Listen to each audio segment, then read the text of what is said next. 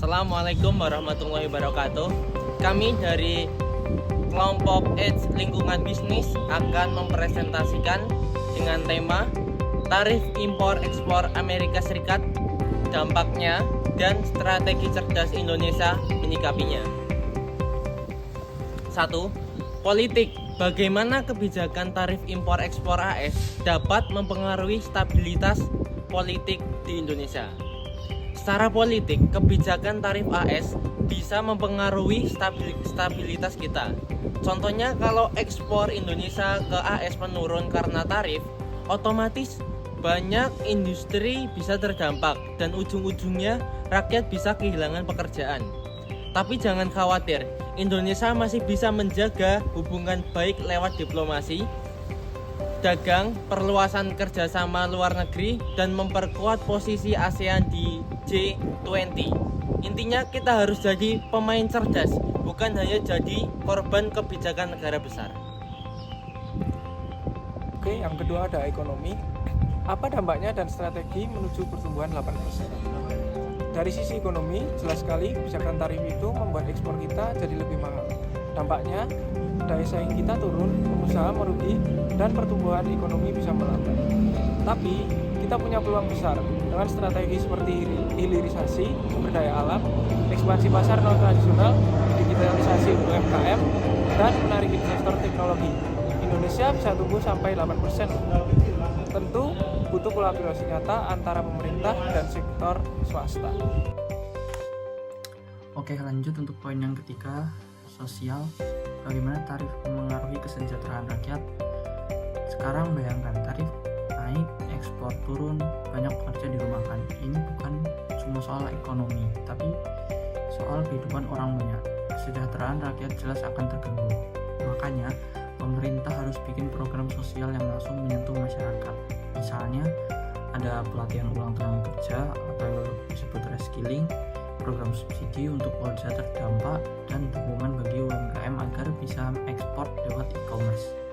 Tujuannya apa? Supaya masyarakat tetap produktif, tetap punya penghasilan, dan nggak makin lebar jurang antara si kaya dan si miskin.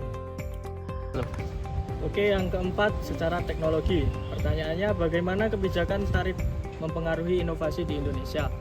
Tarif juga bisa bikin harga mesin dan software naik. Artinya, inovasi bisa terhambat karena perusahaan makin mikir dua kali buat beli teknologi impor. Nah, ini peluang besar buat kita mengembangkan teknologi lokal.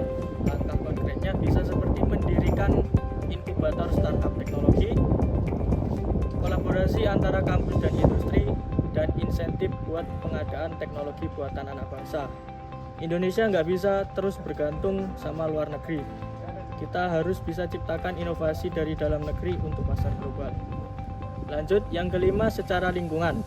Pertanyaannya, apa dampak kebijakan tarif dari sudut lingkungan? Salah satu risiko dari kebijakan tarif adalah negara berkembang seperti kita jadi fokus ke kuantitas ekspor, bukan kualitas lingkungan. Akibatnya bisa muncul deforestasi, pencemaran, dan kerusakan ekosistem. Makanya kita harus menggabungkan pertumbuhan ekonomi dengan keberlanjutan. Contohnya, terapkan pajak karbon, dorong ekonomi biru atau kelautan berkelanjutan, dan bangun citra ekspor sebagai produk ramah lingkungan. Yang keenam, legal apa langkah hukum yang bisa diambil Indonesia? Saya sarani ya, secara hukum Indonesia sebenarnya bisa menggugat kebijakan tarif AS lewat WTO kalau dianggap diskriminatif.